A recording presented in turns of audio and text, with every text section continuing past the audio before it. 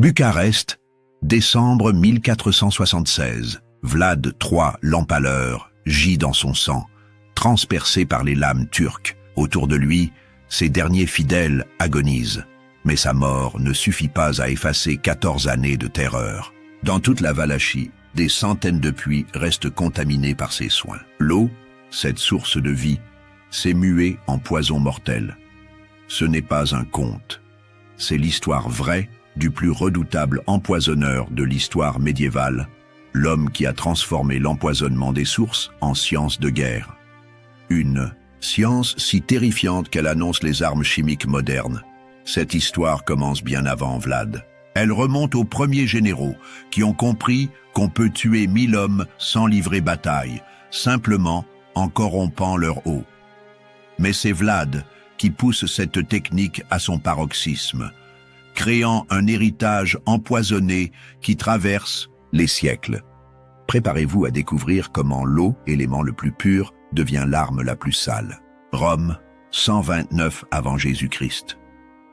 Le général Achilleus contemple les murailles de la cité asiatique rebelle. Ses légions campent depuis 3 mois sans résultat. L'assaut direct coûterait des milliers de vies. Alors Achilleus ordonne, quelque chose d'inédit, empoisonner l'aqueduc qui alimente la ville. Ces hommes déversent des carcasses putréfiées dans le réservoir principal. En quelques jours, la dysenterie ravage les défenseurs. La ville se rend sans combattre. Achilleus vient d'inventer la guerre chimique. L'historien Florus condamne aussitôt cette méthode. Il a déshonoré l'armée romaine qui n'avait jamais été souillée jusque-là en violant les lois et les pratiques des anciens. Mais le mal est fait. D'autres généraux copient la technique. En Grèce, Solon utilise des racines d'ellébore pour contaminer les sources spartiates. Les guerriers ennemis, pris de vomissements sanglants, abandonnent leur position. La plante, normalement utilisée contre la goutte à faible dose, devient mortelle quand on la concentre dans l'eau potable. Les Assyriens perfectionnent la méthode avec l'ergot de seigle. Cette moisissure hallucinogène transforme les soldats ennemis en spectres délirants. Ils se battent contre des ennemis imaginaires ou s'entretuent dans leur confusion.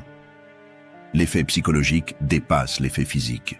En Inde ancienne, un traité militaire en sanskrit précise « Jalam visravayet sarmavama visravyam kadusayet ». Les eaux de puits ont été contaminées par du poison et donc polluées. La pratique s'étend déjà sur plusieurs continents. Mais c'est Frontinus qui révolutionne tout. En écrivant ses Strategematica au 1er siècle, il codifie l'empoisonnement des sources comme technique militaire officielle. Son manuel détaille les dosages, les méthodes d'application, les types de poisons selon les saisons. Pour la première fois, tuer par l'eau devient une science. Byzance 1071. L'empereur romain IV Diogène fuit après sa défaite à Manzikert. Dans sa retraite, il applique les leçons de Frontinus. Ses ingénieurs empoisonnent méthodiquement chaque source sur le chemin des Turcs seldjoukides. Ils ne se contentent plus des carcasses animales. Les Byzantins développent un mélange révolutionnaire. Soufre, pois et chaux vivent. Cette combinaison produit une réaction chimique qui libère des vapeurs toxiques directement dans l'eau. L'effet perdure des semaines. Le soufre brûlant dégage un gaz mortel. La poix forme une pellicule graisseuse qui empêche la purification naturelle. La chaux vive corrode les conduits, rendant toute réparation impossible. Cette innovation technique surpasse tout ce que l'Antiquité avait imaginé. En France, les seigneurs normands adaptent ces techniques à leurs besoins. Guillaume le Conquérant, surnommé empoisonneur patenté par ses biographes, utilise un poison plus subtil, l'arsenic mélangé à des champignons vénéneux. Les victimes meurent lentement, permettant à la contamination de s'étendre avant d'être détectée. Les croisés rapportent d'Orient de nouvelles substances. La mandragore, plante magique des sorcières, devient une arme de guerre. À faible dose, elle soulage les douleurs de l'accouchement. À forte concentration dans un puits, elle provoque des hallucinations terrifiantes suivies d'une paralysie mortelle. La colchique révèle des propriétés encore plus redoutables. Cette fleur violette, remède traditionnel contre la goutte, contient de la colchicine. Quelques grammes suffisent à empoisonner une source entière. Les victimes succombent en 3 jours, dans d'atroces souffrances intestinales. Les empoisonneurs apprennent à varier leurs méthodes selon les saisons. En hiver, ils privilégient l'antimoine, qui résiste au gel. En été, ils utilisent des toxines bactériennes qui se multiplient avec la chaleur. Cette adaptation saisonnière révèle une maîtrise scientifique impressionnante. L'art de l'empoisonnement devient héréditaire. Des lignées entières se spécialisent dans cette science mortelle. Elles gardent jalousement leurs secrets transmis de père en fils. Ces familles d'empoisonneurs voyagent de cour en cour, vendant leurs services aux plus offrants. Tortona, février 1155. L'empereur Frédéric Barberousse examine les fortifications de la ville rebelle. Ses ingénieurs lui rapportent que les défenseurs ont creusé des contre-tunnels, neutralisant les tentatives de sape traditionnelles. Barberousse ordonne alors une stratégie inédite. Ses hommes localisent la source principale qui alimente Tortona. Au lieu d'un simple empoisonnement, ils créent un laboratoire de guerre chimique. Mélangeant soufre brûlant, poids enflammés et cadavres en décomposition, ils produisent un cocktail toxique d'une efficacité redoutable. L'innovation de Barberousse réside dans la méthode d'injection. Ces ingénieurs construisent des tubes de métal qu'ils enfoncent dans les conduits souterrains. À travers ces tubes, ils injectent leur mixture empoisonnée directement au cœur du système hydraulique de la ville. L'effet dépasse toutes les attentes. Le mélange en combustion libère des vapeurs toxiques qui se répandent dans toute la tuyauterie. L'eau devient non seulement imbuvable, mais aussi irrespirable. Les vapeurs d'hydrogène sulfuré et d'oxyde de carbone empoisonnent l'air des citernes. Les défenseurs tentent de creuser de nouveaux puits à l'intérieur des murailles. Mais Barberousse a anticipé cette réaction. Ses équipes d'empoisonneurs ont déjà contaminé la nappe phréatique sur un rayon de plusieurs kilomètres. Chaque nouveau point d'eau révèle la même substance mortelle. La technique de contamination préventive révolutionne la guerre de siège. Plutôt que d'attendre l'assiégement, Barberousse empoisonne systématiquement toutes les sources d'une région avant même d'attaquer. Cette stratégie transforme le territoire ennemi en piège mortel. Les chroniqueurs décrivent l'agonie de Tortona avec précision clinique. Les habitants, privés d'eau potable, tentent de boire leur propre urine. Certains mâchent des racines humides ou lèchent la rosée du matin. Ces expédients retardent l'inéluctable de quelques jours.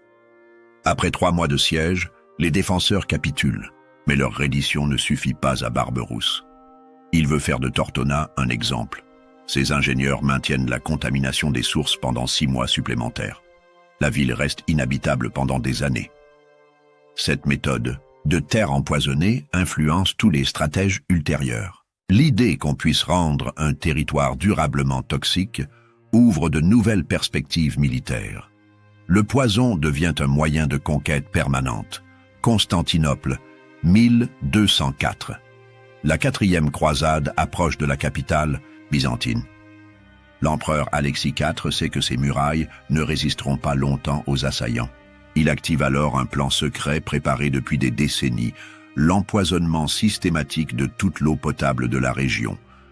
Les Byzantins ont développé la technique d'empoisonnement la plus sophistiquée de l'époque. Leurs chimistes impériaux maîtrisent l'art de combiner différents poisons pour créer des effets synergiques. Arsenic, mercure et plomb se mélangent pour produire une toxicité décuplée. Leur innovation majeure réside dans l'utilisation du feu grégeois liquide. Cette substance incendiaire, normalement utilisée en combat naval, se révèle redoutable quand on la dilue dans l'eau potable. Elle provoque des brûlures internes irréversibles chez ceux qui la boivent. Les empoisonneurs byzantins utilisent également des toxines biologiques révolutionnaires. Ils cultivent délibérément des moisissures mortelles dans des cuves spéciales. Ces champignons microscopiques, une fois libérés dans les sources, se reproduisent indéfiniment. Une seule contamination peut rendre l'eau toxique pendant des années. Leur méthode de diffusion surpasse tout ce qui existe. Au lieu d'empoisonner puits par puits, ils corrompent directement les nappes phréatiques. Des équipes de mineurs creusent des galeries souterraines sur des dizaines de kilomètres. À travers ces tunnels, ils injectent leur poison au cœur des réserves aquifères. L'effet de cette contamination massive dépasse les prévisions. Toute la région de Constantinople devient inhabitable. Les croisés, victorieux militairement, découvrent qu'ils ont conquis un désert empoisonné. Beaucoup meurent dans les semaines suivant leur victoire, victimes de l'eau qu'ils croyaient pure. Les Byzantins poussent la technique jusqu'à créer des pièges hydrauliques. Ils aménagent de fausses sources d'eau claire qui cachent des réservoirs empoisonnés. Les ennemis assoiffés se précipitent sur ces points d'eau apparemment purs et s'empoisonnent massivement. Cette guerre par l'eau invisible traumatise les contemporains. Les chroniqueurs parlent de malédiction divine ou de châtiment céleste. Ils ne comprennent pas qu'une science humaine puisse produire de tels ravages. Cette incompréhension favorise la diffusion de la technique. Valachie, 1462. Le sultan Mehmed II lance 100 000 hommes à la poursuite de Vlad III l'Empaleur. Ce dernier vient d'exécuter les ambassadeurs ottomans, rompant définitivement avec son suzerain. Mais Vlad a préparé sa retraite avec un soin méticuleux. Pendant des mois, ses équipes d'empoisonneurs ont parcouru la Valachie. Village par village, source par source, ils ont méthodiquement contaminé chaque point d'eau sur les routes d'invasion probables. Cette préparation révèle une planification stratégique d'une ampleur inédite. Vlad ne se contente pas des techniques classiques. Il innove en créant des poisons à retardement. Ces chimistes développent des substances qui ne deviennent toxiques qu'après plusieurs jours d'exposition à l'air. Les Ottomans boivent une eau apparemment pure, mais celle-ci se transforme en poison dans leur organisme. Ces empoisonneurs utilisent également des toxines spécifiques aux animaux. Les chevaux de la cavalerie turque, plus sensibles que les humains à certains alcaloïdes, meurent en premier. Cette stratégie vise à immobiliser l'armée ottomane avant même d'affaiblir les soldats. La méthode d'application de Vlad révèle un génie tactique redoutable. Au lieu d'empoisonner toutes les sources simultanément, il crée une progression toxique. Les premiers puits sont légèrement contaminés, causant des malaises sans tuer. Les Turcs, affaiblis mais pas alarmés, continuent leur progression vers des sources de plus en plus mortelles. Vlad perfectionne également l'art de la contamination psychologique. Ces hommes abandonnent délibérément des cadavres près des points d'eau empoisonnés. Les soldats ottomans, découvrant ces corps, attribuent les morts à l'eau voisine et l'évitent. Pendant ce temps, Vlad empoisonne discrètement leur vraie source d'approvisionnement. Sa technique la plus diabolique consiste à empoisonner sélectivement. Certains puits contiennent de l'eau pure, d'autres du poison mortel. Cette roulette russe hydraulique terrorise l'armée turque. Les soldats, ne sachant jamais si la prochaine source les tuera, développent une peur panique de toute eau. L'innovation majeure de Vlad réside dans la création de zones de mort. Il délimite des territoires entiers où toute forme d'eau devient mortelle, puits, sources, rivières, étangs.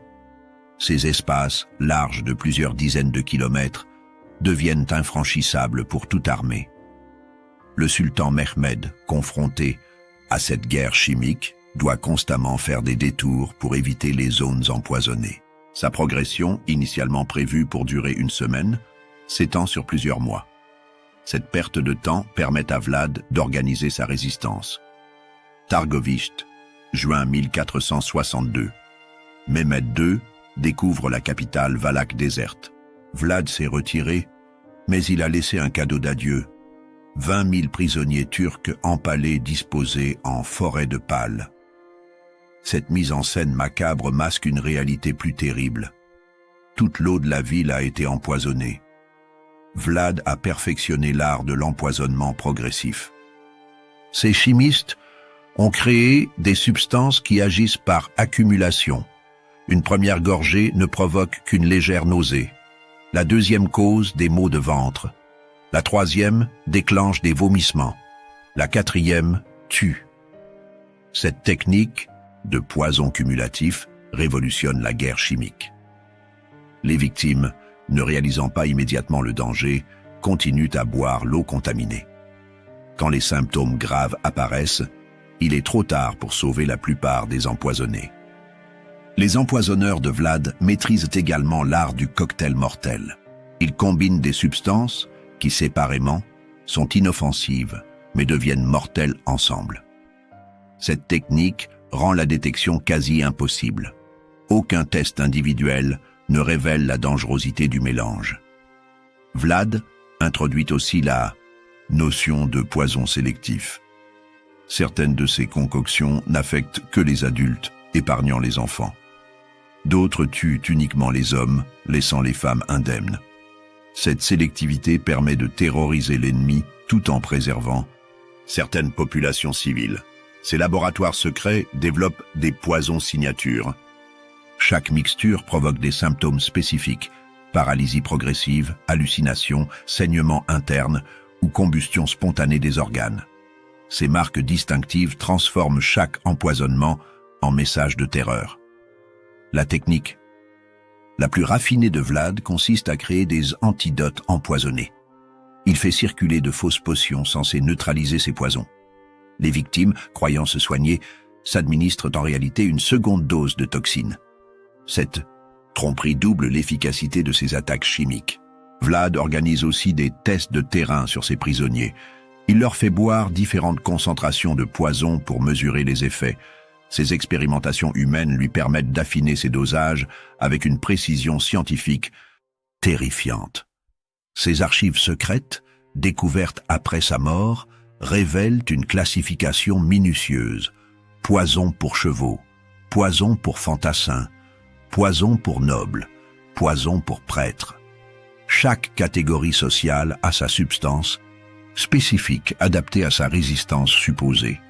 Château de Poenari, août 1462. Vlad se replie dans sa forteresse face à l'avancée turque. Mais cette retraite n'est pas une fuite. C'est la phase finale de son plan d'empoisonnement massif.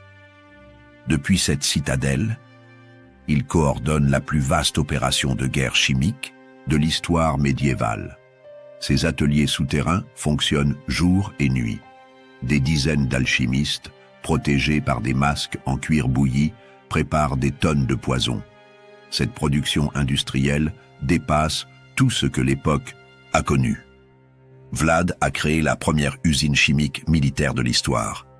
Ses ingénieurs développent des projectiles empoisonnés révolutionnaires.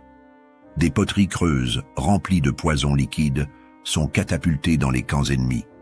En se brisant, elles contaminent instantanément les réserves d'eau adverses. Cette innovation tactique multiplie l'efficacité des attaques.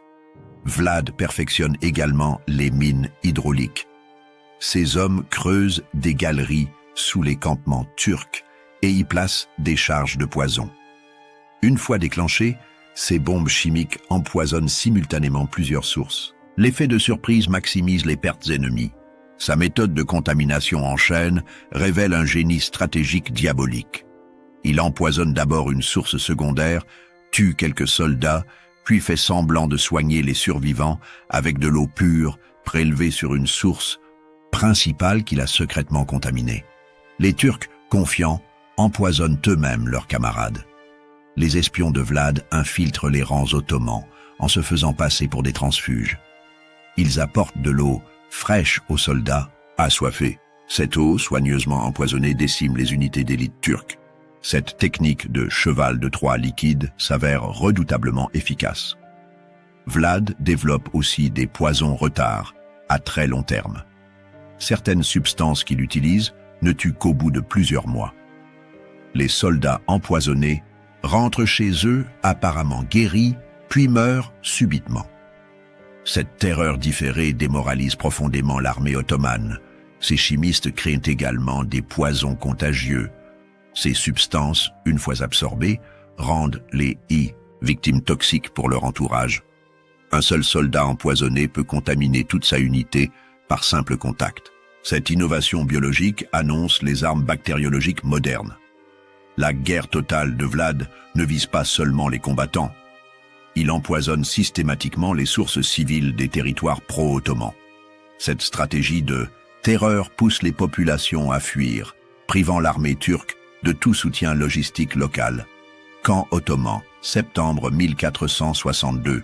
Le vizir Mahmoud Pacha examine les rapports médicaux. Plus de 30 000 soldats sont morts empoisonnés depuis le début de la campagne. L'armée du sultan, techniquement victorieuse, se désintègre à cause de l'eau. Il faut riposter par les mêmes moyens. Les Ottomans font appel à leurs propres empoisonneurs, des alchimistes grecs, des médecins arabes, des apothicaires juifs. Ces experts développent rapidement des contrepoisons et des méthodes de détection. La guerre chimique devient une course aux armements entre laboratoires secrets. Les ingénieurs turcs créent des filtres de campagne révolutionnaires. Utilisant du charbon de bois, du sable fin et des tissus spéciaux, ils parviennent à neutraliser certains poisons de Vlad. Cette innovation technique sauve des milliers de vies et redonne espoir aux troupes ottomanes. Mehmed II ordonne également une riposte chimique. Ses empoisonneurs remontent les rivières pour contaminer les sources valaques en amont. Cette guerre des eaux transforme toute la région en champ de bataille toxique où aucune goutte n'est plus sûre. Les Turcs développent leurs propres bombes chimiques.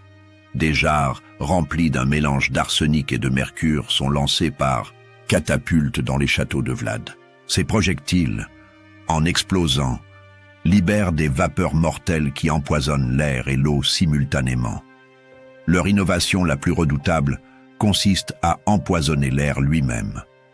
En brûlant des mélanges spéciaux près des forteresses valaques, ils créent des nuages toxiques qui dérivent avec le vent.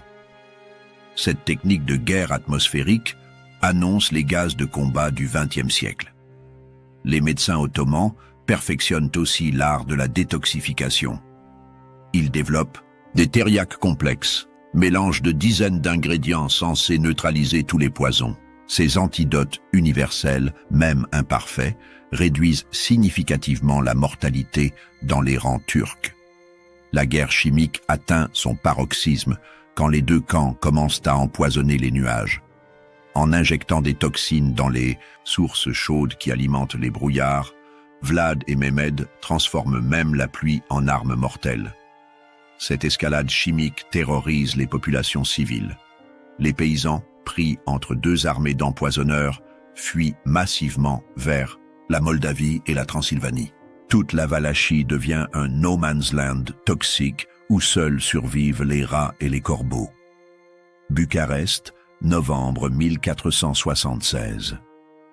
Vlad l'Empaleur revient de son exil hongrois pour reconquérir son trône. Mais 14 ans de guerre chimique ont transformé la Valachie en désert empoisonné. Même lui ne maîtrise plus les forces qu'il a déchaînées.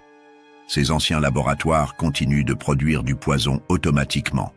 Les systèmes de contamination qu'il a installés fonctionnent encore, empoisonnant aveuglément amis et ennemis. Vlad découvre avec horreur qu'il a créé un monstre chimique incontrôlable. Sa mort au combat près de Bucarest met fin à l'ère des empoisonneurs médiévaux. Mais son héritage perdure. Les techniques qu'il a développées se répandent dans toute l'Europe. Chaque seigneur de guerre veut posséder ses propres empoisonneurs.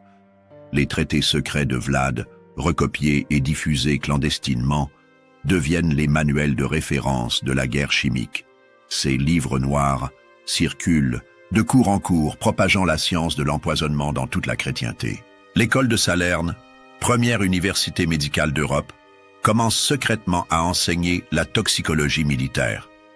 Cette institutionnalisation transforme l'empoisonnement d'art empirique en science exacte. Les médecins apprennent autant à tuer qu'à guérir. Les innovations de Vlad inspirent directement les développements ultérieurs. Ces techniques de contamination des nappes phréatiques influencent les ingénieurs de la Renaissance. Ces méthodes de guerre chimique annoncent les gaz de combat de 1914. Son héritage le plus terrible réside dans la banalisation du poison. Après Vlad, empoisonner l'eau de l'ennemi devient une pratique militaire normale. Cette acceptation ouvre la voie à toutes les dérives futures de la guerre chimique. Allemagne, 1348. La peste noire ravage l'Europe. Dans leur terreur, les populations cherchent des boucs émissaires. Une rumeur se répand. Les Juifs empoisonnent les puits pour tuer les chrétiens. Cette accusation mensongère déclenche des massacres, mais révèle aussi la peur profonde de l'empoisonnement des sources. À Chillon, sur le lac Léman, le duc Amédée VI fait torturer des Juifs pour leur arracher des aveux. Sous la torture, Balavinius confesse un complot imaginaire. Un poison fait de cœurs de chrétiens, d'araignées, de grenouilles, de lézards et d'hosties consacrées aurait été distribué pour contaminer tous les puits. Cette recette fantaisiste circule dans toute l'Europe. Chaque région l'adapte selon ses superstitions locales. Mais derrière ces délires, une réalité plus sombre se profile. Des empoisonneurs profitent de la panique pour mener leurs propres opérations. Certains seigneurs utilisent l'hystérie collective pour éliminer leurs ennemis. Ils empoisonnent réellement quelques puits, puis accusent leurs rivaux. Cette instrumentalisation de la terreur transforme l'empoisonnement en arme politique redoutable. Les techniques d'empoisonnement de masse se perfectionnent pendant ces crises. Au lieu de contaminer puits par puits, les empoisonneurs apprennent à corrompre les réseaux entiers. Une seule opération peut affecter des milliers de personnes simultanément. L'innovation la plus terrifiante de cette époque consiste à empoisonner les réserves de grains. En contaminant les silos, les empoisonneurs transforment la nourriture elle-même en poison. Cette technique de famine toxique dépasse en horreur l'empoisonnement de l'eau. Les empoisonneurs développent aussi des poisons dormants. Ces substances, mélangées aux réserves alimentaires, ne deviennent toxiques qu'au contact de l'eau. Les victimes s'empoisonnent elles-mêmes en préparant leur repas, éliminant tout risque pour les agresseurs. L'art de l'empoisonnement sélectif atteint sa perfection. Certains poisons n'affectent que les enfants, d'autres que les adultes. Cette sélectivité permet de terroriser spécifiquement certains groupes tout en épargnant d'autres populations. Milan, 1499. Léonard de Vinci examine les plans d'un aqueduc. Mais ce génie de la Renaissance ne cherche pas à construire. Il veut détruire. Ses carnets secrets révèlent des schémas pour empoisonner systématiquement les réseaux hydrauliques de villes entières. Ces innovations techniques révolutionnent l'art de l'empoisonnement. Au lieu de contaminer l'eau à sa source, il propose d'injecter le poison directement dans les canalisations urbaines. Cette méthode garantit une diffusion homogène dans toute la ville. Léonard développe aussi des machines à empoisonner automatiques. Ces dispositifs mécaniques, placés dans les conduites, libèrent régulièrement des doses de poison. Cette automation permet de maintenir une contamination constante sans intervention humaine. Ses études anatomiques lui inspirent des poisons spécifiques à chaque organe. Certaines substances visent le foie, d'autres les reins ou le cerveau. Cette approche médicale transforme l'empoisonnement en chirurgie chimique de précision. La Renaissance voit aussi naître les premiers empoisonneurs industriels. Filippo Brunelleschi, l'architecte du dôme de Florence, développe des projets de dérivation de rivières pour inonder les villes assiégées avec de l'eau empoisonnée. César Borgia perfectionne l'art du poison politique. Ces empoisonneurs corrompent les banquets, les vins de messe, même l'eau bénite.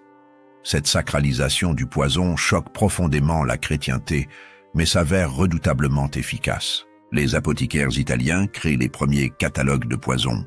Ces répertoires détaillent les effets, les dosages et les prix de centaines de substances mortelles. Cette commercialisation transforme le poison en produit de consommation courante. L'innovation majeure de la Renaissance consiste à dissimuler le poison dans des objets d'art. Bagues, pendentifs, tableaux contiennent des substances toxiques qui se libèrent au contact. Cette esthétisation du meurtre marque l'apogée de l'empoisonnement raffiné. Première Guerre mondiale, 1917. Les troupes allemandes battent en retraite devant l'offensive alliée. Appliquant les leçons de Vlad l'Empaleur, elles empoisonnent systématiquement tous les puits sur leur passage. L'opération Albéric reprend exactement les techniques médiévales d'empoisonnement des sources. Les méthodes n'ont pas changé depuis 1462. Carcasses d'animaux, matières fécales, produits chimiques, les soldats du Kaiser utilisent le même arsenal que les empoisonneurs de Vlad. Cette continuité historique prouve l'efficacité intemporelle de la guerre chimique par l'eau. Guerre d'hiver 1939. Les Finlandais, face à l'invasion soviétique, appliquent la stratégie de la terre brûlée toxique.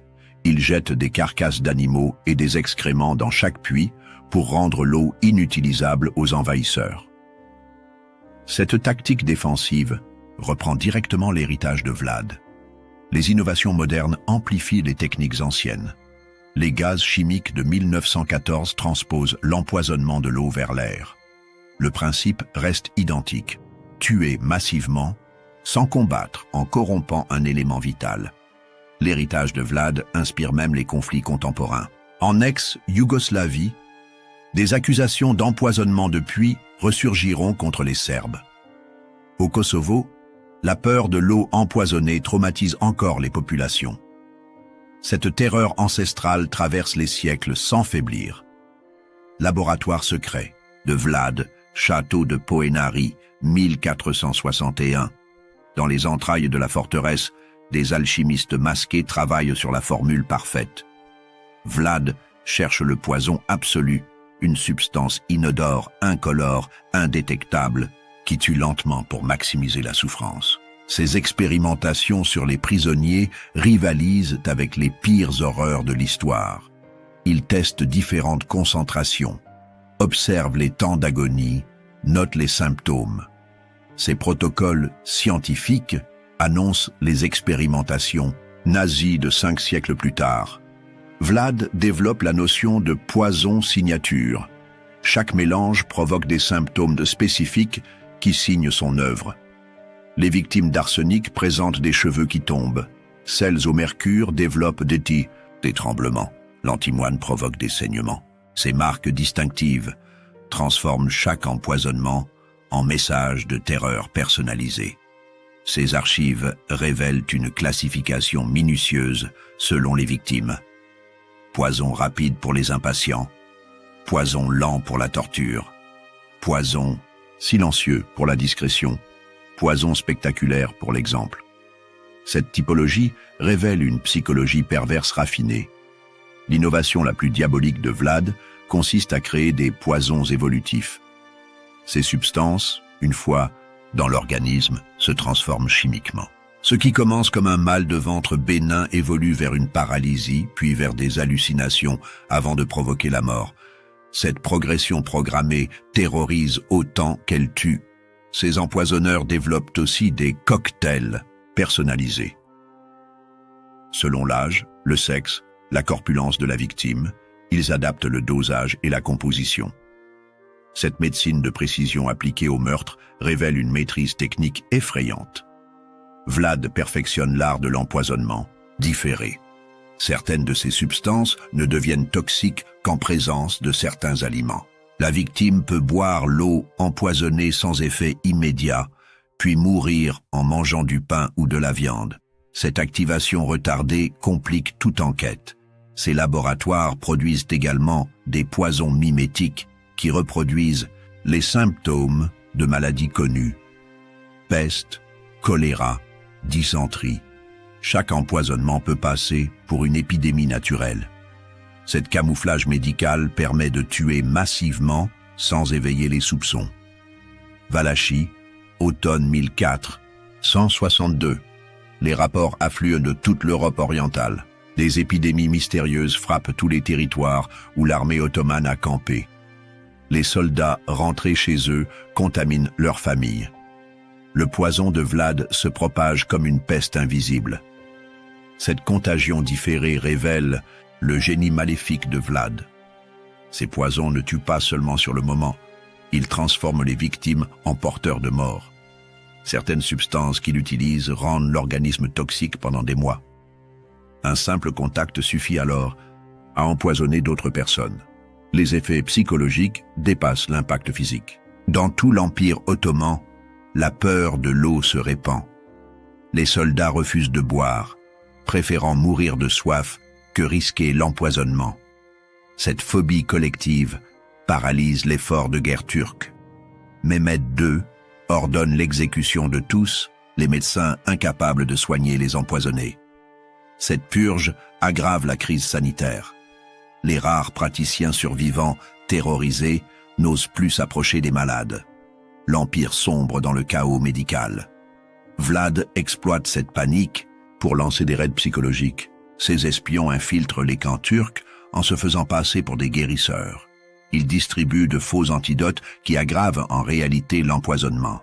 Cette guerre de l'espoir détruit le moral ennemi. Les empoisonnements se multiplient dans les territoires ottomans d'Europe. Bulgarie, Serbie, Bosnie, partout où les soldats de Mehmed ont stationné, des morts suspectes apparaissent. Cette épidémie toxique déstabilise l'administration impériale. Vlad développe aussi la technique du poison en cascade. Il empoisonne d'abord les dirigeants locaux pro-ottomans, puis fait croire que leurs successeurs sont également menacés. Cette terreur anticipée pousse de nombreux collaborateurs à faire défection. L'effet domino atteint Constantinople même. Le sérail impérial, pris de panique, fait analyser toute l'eau par des goutteurs. Plusieurs d'entre eux meurent de substances parfaitement innocentes, victimes de leur propre peur. Cette paranoïa paralyse le pouvoir central. Edirne, décembre 1462. Le sultan Mehmed II convoque un conseil de guerre extraordinaire. Face à l'hécatombe chimique, il faut changer de stratégie. L'Empire ottoman décrète la mobilisation générale de tous ses empoisonneurs contre Vlad l'Empaleur. Les médecins grecs d'Anatolie reçoivent l'ordre de développer un super poison, capable de rivaliser avec les armes chimiques valaques. Ils créent un mélange révolutionnaire. Ciguë, aconie et strychnine concentrés dans de l'acide. Cette eau de mort tue en quelques gouttes. Les ingénieurs ottomans construisent des catapultes spéciales pour projeter des jarres empoisonnées. Ces bombes chimiques, artisanales, libèrent leurs toxines en explosant dans les citernes ennemies. L'innovation technique compense le retard scientifique. Mehmed ordonne également l'empoisonnement systématique de toutes les sources moldaves et transylvaines. Si Vlad veut fuir vers ces régions, il ne doit y trouver que la mort. Cette stratégie préventive transforme les pays voisins en pièges mortels. Les alchimistes de la cour développent des poisons aériens. En brûlant certains mélanges, ils créent des fumées toxiques qui dérivent vers les positions valaques. Cette guerre atmosphérique anticipe les gaz de combat modernes. L'Empire recrute aussi des empoisonneurs européens, des Italiens spécialistes des Borgia, des Français experts en toxines végétales, des Allemands maîtrisant les métaux lourds. Cette internationale du poison mobilise les meilleurs spécialistes continentaux. La riposte ottomane atteint son paroxysme avec l'empoisonnement des nuages. En injectant des toxines dans les sources chaudes qui alimentent les brouillards de montagne, les Turcs transforment même la météorologie en arme. La pluie elle-même devient mortelle. Mais cette escalade chimique se retourne contre ses initiateurs. Les vents changeants ramènent les vapeurs toxiques vers les camps ottomans. Les empoisonneurs turcs deviennent victimes de leurs propres armes, créant un chaos encore plus grand. Château de Poenari, mars 1463. Vlad contemple sa Valachie depuis les remparts de sa forteresse. Le paysage qui s'étend sous ses yeux n'est plus qu'un désert toxique. Rivières empoisonnées, puits contaminés, terres stérilisées, son royaume se meurt de ses propres armes. Ses propres sujets fuient massivement vers la Moldavie et la Transylvanie. Les paysans préfèrent l'exil à la mort lente par empoisonnement. Cette hémorragie démographique vide la Valachie de ses forces vives, même les animaux désertent. Cerfs, sangliers, ours abandonnent ces forêts où chaque point d'eau est mortel. Seuls survivent les charognards, corbeaux, rats, hyènes, qui se nourrissent des cadavres empoisonnés sans en souffrir. Vlad découvre avec horreur que ces systèmes d'empoisonnement fonctionnent de manière autonome. Les mécanismes qu'il a installés continuent de libérer du poison automatiquement. Il ne contrôle plus la machine de mort qu'il a créée. Ses propres soldats commencent à mourir empoisonnés. Dans l'obscurité des souterrains, ils confondent les réservoirs d'eau pure et les cuves de poison. Cette confusion mortelle décime ses derniers fidèles. Le prince de Valachie tente désespérément de neutraliser ses propres armes. Mais 5 années d'empoisonnement systématique ont corrompu l'écosystème entier. Les nappes phréatiques resteront toxiques pendant des décennies. Vlad comprend qu'il a créé un monstre incontrôlable. Ses innovations chimiques dépassent sa capacité de maîtrise. Cette science de la mort a acquis une vie propre qui détruit tout indistinctement. Isolé dans sa citadelle empoisonnée, entouré de sources mortelles, Vlad l'Empaleur mesure l'étendue de sa propre malédiction. Il a voulu être le maître de la mort par l'eau. Il en devient la première victime. Buda, 1463. Vlad l'Empaleur arrive. Enchaîné dans la capitale hongroise, Matthias Corvin l'a fait arrêter, officiellement pour trahison, officieusement pour mettre fin à l'empoisonnement généralisé des Balkans. L'Europe entière redoute la propagation de cette guerre chimique. Pendant sa captivité, Vlad rédige ses mémoires toxiques. Ces manuscrits secrets détaillent toutes ces techniques d'empoisonnement. Recettes, dosages, méthodes d'application. Rien n'est omis. Ces grimoires de la mort deviennent les manuels de référence des empoisonneurs futurs. Matthias Corvin tente de confisquer ses écrits, mais des copies circulent déjà. Les espions vénitiens, français, anglais s'arrachent ces formules révolutionnaires. L'art de Vlad se répand dans toute l'Europe comme une contagion intellectuelle. L'école de médecine de Padoue commence secrètement à étudier ces textes. Sous couvert de recherche médicale, les professeurs forment une nouvelle génération d'empoisonneurs scientifiques.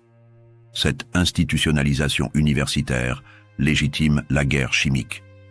Les apothicaires européens adaptent les recettes de Vlad à leurs besoins locaux. Chaque région développe ses spécialités. Poison alpin en Suisse, toxines marines en Bretagne, venin forestier en Allemagne. Cette diversification géographique enrichit l'arsenal toxique continental. Même l'Église s'intéresse à ces essais techniques. Certains inquisiteurs utilisent des empoisonnements divins pour éliminer les hérétiques. Cette sacralisation du poison transforme le meurtre chimique en châtiment céleste. Les innovations de Vlad inspirent les artistes de la Renaissance. Léonard de Vinci dessine des machines à empoisonner. Michel-Ange sculpte des fontaines mortelles. Cette esthétisation de la toxicité banalise l'empoisonnement dans la culture populaire. L'héritage de Vlad dépasse largement le domaine militaire. Ces techniques d'empoisonnement révolutionnent l'assassinat politique, le crime passionnel, même le suicide raffiné. Cette démocratisation du poison transforme la société européenne. Snagov, 1477. Dans cette île isolée sur le lac, les moines enterrent discrètement Vlad l'Empaleur. Mais sa tombe, elle-même semble maudite. L'eau du lac, contaminée par les derniers poisons du prince, reste toxique pendant des années. Les pèlerins qui viennent prier sur sa sépulture meurent mystérieusement. Certains attribuent ces décès à la malédiction divine, d'autres à la persistance des substances chimiques. Cette ambiguïté entre surnaturel et science marque l'héritage ambigu de Vlad. 4 siècles plus tard, Bram Stoker immortalise Vlad sous le nom de Dracula. Mais l'écrivain irlandais ignore que son vampire boit le sang, parce que l'eau de Transylvanie reste empoisonnée. Cette métaphore littéraire cache une réalité historique terrifiante. Aujourd'hui encore, certaines sources roumaines portent les séquelles des empoisonnements médiévaux. Des analyses récentes révèlent des concentrations anormales de métaux lourds dans les nappes phréatiques valaques. L'héritage chimique de Vlad traverse les siècles. L'art de l'empoisonnement des sources, perfectionné par Vlad l'Empaleur, influence directement le développement des armes chimiques modernes. Gaz de combat, agents biologiques, pollution industrielle, tous reprennent le principe de corrompre un élément vital pour tuer massivement. Les traités internationaux sur les armes chimiques mentionnent explicitement l'empoisonnement de l'eau potable. Cette interdiction moderne reconnaît la filiation directe entre les techniques médiévales et les menaces contemporaines. L'histoire de Vlad nous enseigne une leçon terrible. L'humanité a toujours su transformer ses plus grandes nécessités en ses plus terribles faiblesses. L'eau, source de toute vie, peut devenir en quelques heures un poison mortel. Cette capacité à pervertir l'essentiel reste notre malédiction la plus durable. Chaque innovation destinée à préserver la vie peut être détournée pour la détruire. Vlad l'Empaleur nous a légué cette vérité empoisonnée. Aujourd'hui, quand nous ouvrons un robinet, nous renouvelons un acte de confiance millénaire. Cette confiance, les empoisonneurs médiévaux l'ont brisée à jamais. Leur héritage toxique nous rappelle que la civilisation ne tient parfois qu'à la pureté d'une goutte d'eau. L'eau empoisonnée de Vlad coule encore dans nos cauchemars collectifs.